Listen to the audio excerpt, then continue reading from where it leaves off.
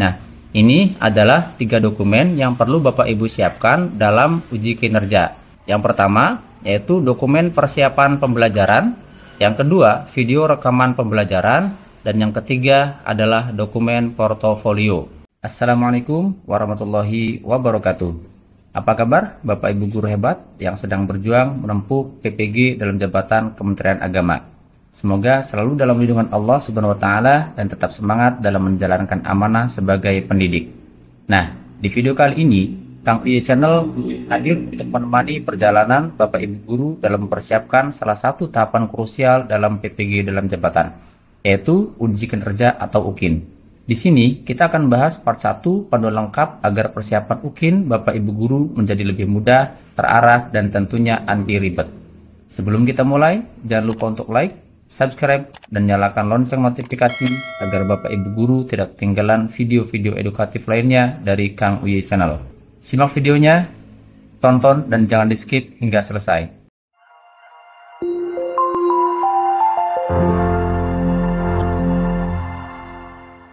Sebelum kita membahas dokumen apa saja yang perlu dibutuhkan dalam uji kinerja atau UKIN, sebaiknya terlebih dahulu kita tahu apa itu UKIN PPG.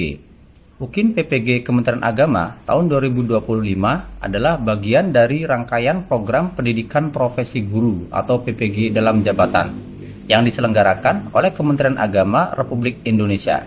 UKIN merupakan singkatan dari uji kinerja yang merupakan salah satu bentuk penilaian dari program PPG dalam jabatan.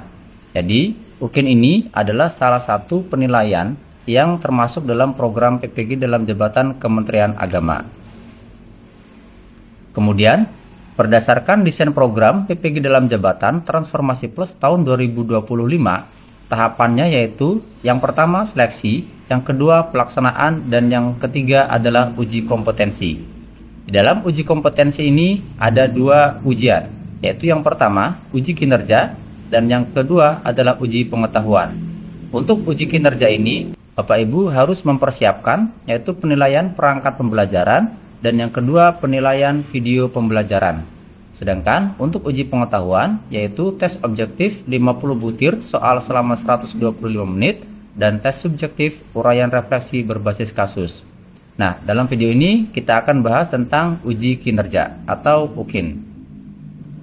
Berdasarkan pedoman akademik pendidikan profesi guru dalam jabatan tahun 2025, uji kinerja penilaian uji kinerja atau UKIN dilakukan oleh dosen yang memiliki nomor register penilai atau NRP dan proses penilaiannya dilaksanakan secara daring. Nah, jadi untuk penilaiannya yaitu adalah dosen yang sudah memiliki NRP pada LPTK masing-masing. Contohnya, pelaksanaan PPG dalam jabatannya di LPTK UIN Sultan Maulana Hasanuddin Banten, maka untuk dosen penilainya adalah dosen yang ada di UIN Sultan Maulana Hasanuddin Banten. Kemudian, UKIN dilakukan dalam bentuk ujian praktek pembelajaran dan uji portofolio. Uji praktek pembelajaran meliputi uji persiapan pembelajaran dan pelaksanaan pembelajaran. Nah, untuk UKIN ini pada dasarnya ada 2 komponen dokumen yang harus Bapak Ibu siapkan, yaitu yang pertama ujian pembelajaran dan uji portofolio. Untuk uji praktek pembelajaran yaitu ada 2 lagi, yaitu uji persiapan pembelajaran dan pelaksanaan pembelajaran, dan akan kita bahas di slide berikutnya. Kemudian untuk uji portofolio adalah uji yang terkait dengan dokumen portofolio yang disusun oleh mahasiswa PPG mencakup pengembangan diri, penelitian, refleksi diri, pencarian informasi, dan karya inovasi. Uji kinerja dilakukan setelah mahasiswa PPG menyelesaikan seluruh proses pembelajaran. Jadi, setelah Bapak Ibu melalui pembelajaran mandiri di LMS pada modul profesional, kemudian modul pedagogik, dan modul PPP, Bapak Ibu akan dilanjutkan kepada uji kinerja atau UKIN. Kegiatan UKIN sendiri meliputi beberapa tahapan sebagai berikut. Yang pertama, mahasiswa merekam praktek pembelajaran real. Nah, jadi di sini Bapak Ibu akan merekam praktek pembelajaran real. Pembelajaran real ini artinya adalah pembelajaran yang Bapak Ibu lakukan atau laksanakan di dalam kelas selama waktu yang telah ditentukan pada penilaian uji kinerja di setiap LPTK-nya masing-masing. Kemudian yang kedua, mahasiswa melakukan editing video menjadi maksimal 15 menit yang memuat kegiatan pembuka, inti, dan penutup. Nah, setelah Bapak Ibu merekam praktek pembelajaran real, kemudian Bapak Ibu melakukan editing video menjadi maksimal 15 menit dan memuat kegiatan pembuka, inti, dan penutup. Kemudian, mahasiswa mengunggah seluruh dokumen pembelajaran, video rekaman pembelajaran, dan dokumen portofolio. Setelah Bapak Ibu sudah mempersiapkan semua dokumen persiapan pembelajaran, kemudian video pembelajaran real, video editing, dan langkah selanjutnya adalah mengunggah seluruh dokumen pembelajaran. Nanti untuk unggahan ini akan disediakan langsung oleh LPTK-nya masing-masing. Dan yang keempat, tim penilai yang memiliki NRP melakukan penilaian terhadap dokumen pembelajaran, video rekaman pembelajaran, dan dokumen portofolio.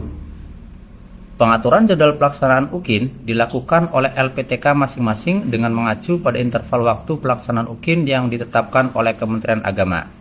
Nah, untuk jadwal pelaksanaan UKIN sendiri nanti akan ditetapkan oleh LPTK-nya masing-masing, akan tetapi tetap pelaksanaannya yaitu mengikuti interval waktu yang sudah ditentukan oleh Kementerian Agama. Berikutnya, 3 dokumen uji kinerja atau UKIN. Nah, ini adalah 3 dokumen yang perlu Bapak Ibu siapkan dalam uji kinerja. Yang pertama yaitu dokumen persiapan pembelajaran, yang kedua video rekaman pembelajaran, dan yang ketiga adalah dokumen portofolio. Untuk part 1 ini saya akan bahas 2 terlebih dahulu, yaitu yang pertama dokumen persiapan pembelajaran dan yang kedua video rekaman pembelajaran. Nah, untuk dokumen yang pertama, yaitu adalah dokumen persiapan pembelajaran. Apa saja yang perlu Bapak Ibu persiapkan untuk dokumen persiapan pembelajaran? Dokumen pembelajaran adalah segala bentuk materi atau catatan tertulis yang digunakan dalam proses pembelajaran. Dokumen ini berperan penting sebagai panduan, sumber informasi, dan alat evaluasi dalam kegiatan belajar mengajar. Kemudian, jenis-jenis dokumen pembelajaran, yaitu yang pertama adalah RPP atau Rencana Pelaksanaan Pembelajaran atau Modul Ajar. Apabila Bapak Ibu di sekolahnya menggunakan kurikulum K13, maka silakan Bapak Ibu membuat RPP berdasarkan kurikulum K13. Sedangkan apabila Bapak Ibu di sekolahnya menggunakan kurikulum Merdeka, silakan Bapak Ibu mempersiapkan atau membuat modul ajar berdasarkan kurikulum Merdeka. Berikutnya, bahan ajar. Materi yang digunakan dalam proses pembelajaran seperti buku teks, modul, lembar kerja siswa, dan materi presentase. Nah, materi yang Bapak Ibu persiapkan dalam RPP ini adalah materi yang berjalan atau materi yang sedang Bapak Ibu laksanakan di dalam pembelajaran kelas. Berikutnya, lembar kerja peserta didik atau LKPD. Lalu, instrumen penilaian, alat yang digunakan untuk mengukur pencapaian hasil belajar siswa. Berikutnya, media pembelajaran. Alat bantu yang digunakan untuk penyampaian materi pembelajaran seperti gambar, video, dan perangkat lunak pembelajaran. Pada dasarnya, untuk bahan ajar, lembar kerja peserta didik atau LKPD, instrumen penilaian, dan media pembelajaran ini sudah tercantum dalam Rencana Pelaksanaan Pembelajaran (RPP) atau modul ajar. Jadi silakan Bapak Ibu persiapkan dari sekarang RPP yang akan Bapak Ibu buat atau modul ajar yang akan Bapak Ibu buat dalam pelaksanaan pembelajaran di persiapan UKIN PPG ini. Berikutnya, RPP atau modul ajar berdasarkan topik modul pedagogik. Nah, untuk RPP atau modul ajar itu harus berdasarkan topik modul pedagogik. Jadi, setelah Bapak Ibu melalui proses tahapan modul profesional pembelajaran mandiri di LMS, Bapak Ibu akan disediakan modul pedagogik. Nah, untuk topik modul pedagogik, setiap bidang studi, baik itu bidang studi SKI, bidang studi PAI, bidang studi fikih, maupun bidang studi sertifikasi lainnya, itu untuk setiap topiknya sama saja, tidak ada yang beda. Akan tetapi submenunya yang berbeda. Kenapa tidak berbeda? Karena untuk RPP-nya akan berdasarkan topik atau pendekatan modul pedagogik ini. Jadi, RPP atau modul ajar yang Bapak Ibu buat atau Bapak Ibu persiapkan adalah RPP modul ajar yang pendekatannya berdasarkan topik 1 sampai dengan topik 6 pada modul pedagogik. Nah, ini topik satunya, topik 2 sampai dengan topik 6. Nah, pendekatan-pendekatan ini yang Bapak Ibu akan lakukan dalam membuat RPP atau modul ajar. Itu yang pertama, topik 1, pendekatan pembelajaran berbasis masalah dan proyek.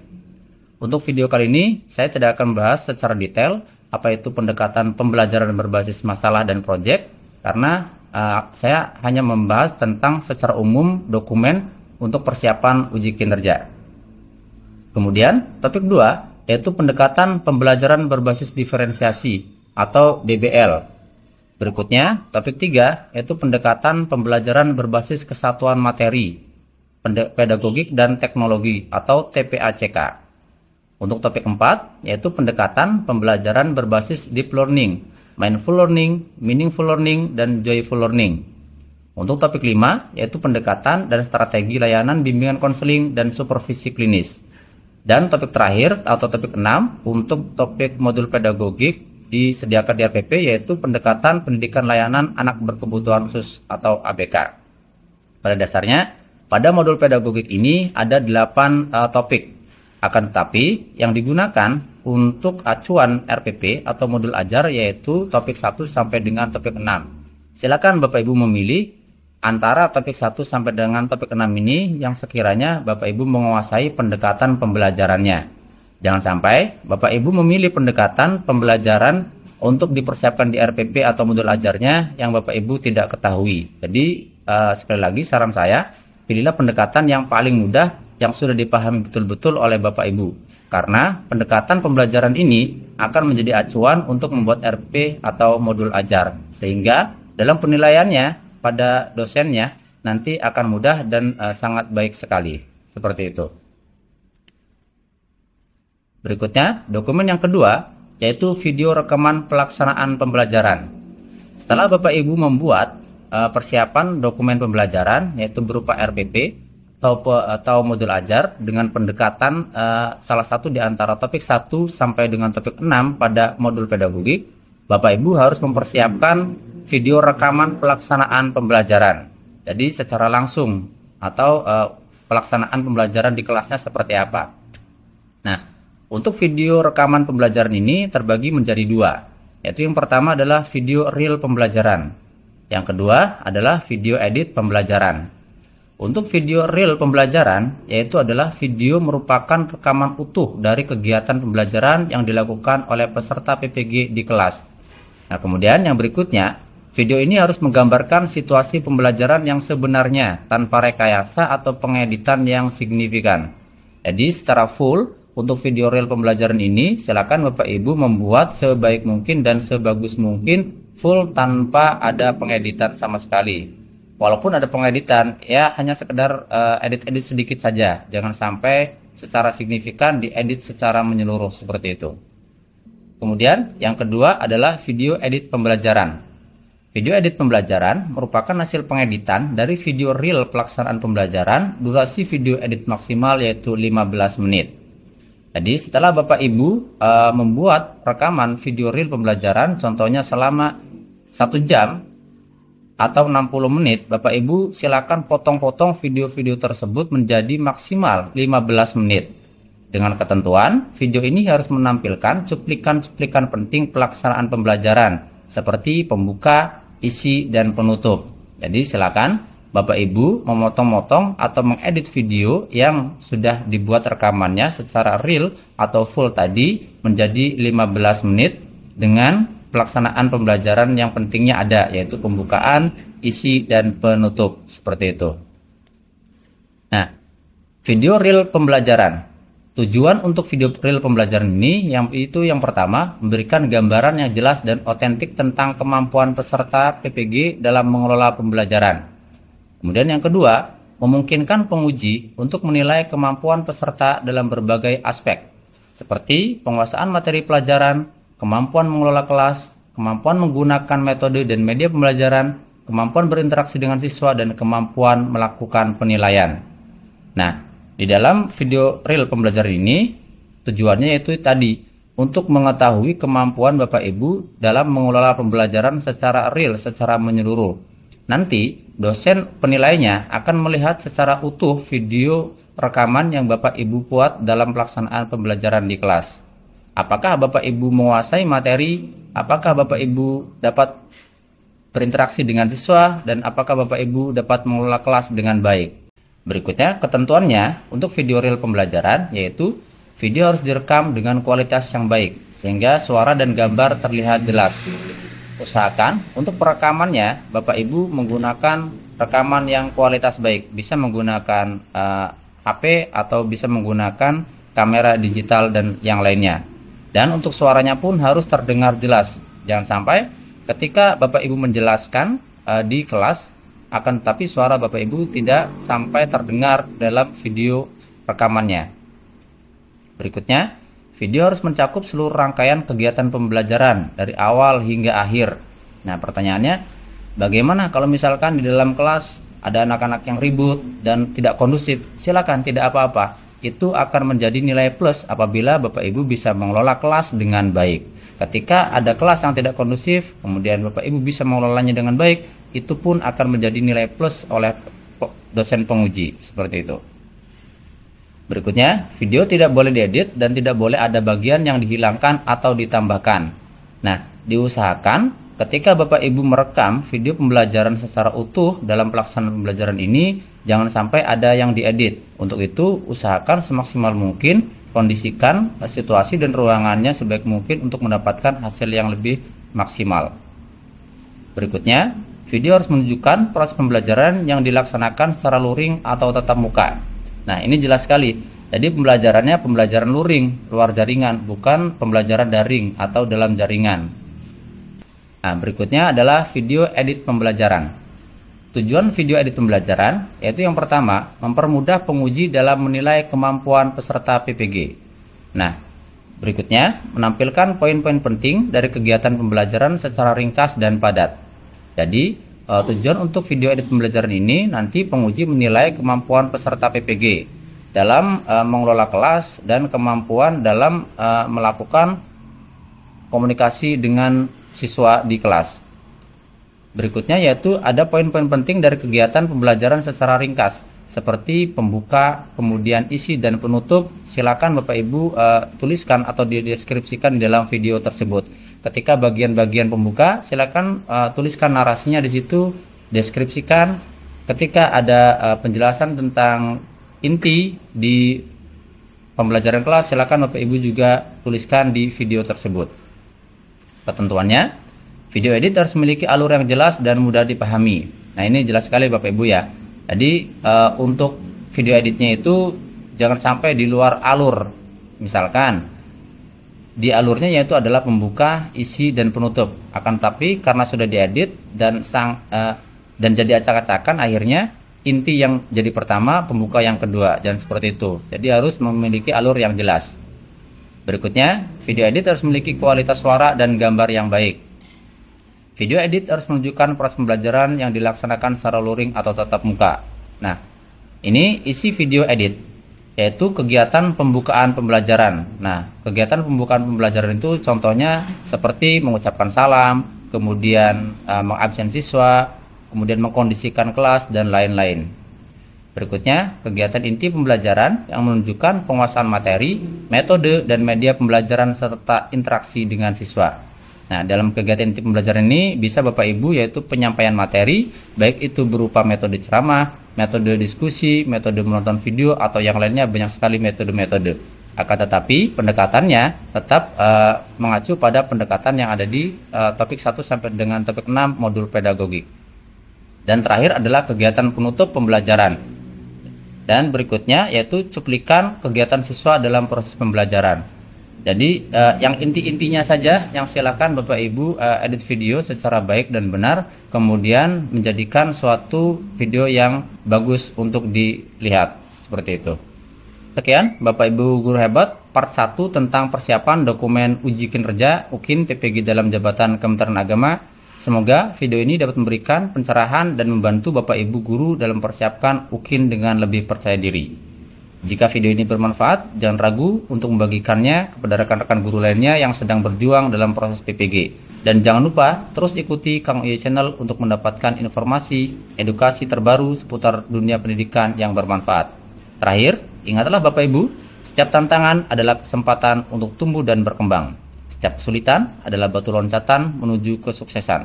Percayalah pada kemampuan diri, teruslah belajar, dan jangan pernah berhenti untuk menginspirasi. Sampai jumpa di video selanjutnya. Terima kasih. Wassalamualaikum warahmatullahi wabarakatuh.